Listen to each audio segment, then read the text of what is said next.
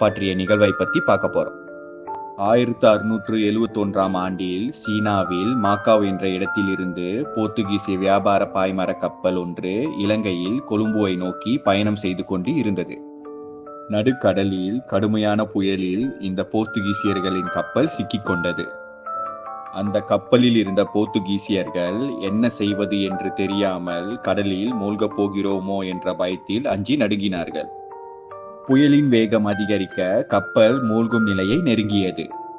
அந்த நிலையில் கப்பலில் இருந்த போர்த்துகீசியர்கள் அனைவரும் கன்னி மரியாவை கண்ணீரோடு ஜபித்தார்கள். அவர்கள் தங்களை இந்த பயங்கரமான புயலில் இருந்து காப்பாற்றுமாறு வேண்டினார்கள். நாங்கள் நலமுடன் கரை சேரும் இடத்தில் கன்னி மரியா உனக்கு ஒரு தேவாலயம் எழுப்புகிறோம் என நினைத்து கொண்டார்கள். சிறிது நேரத்தில் கொஞ்சம் கொஞ்சமாக புயலின் சீற்றம் குறைந்தது. பிறகு கப்பலில் பயணம் செய்த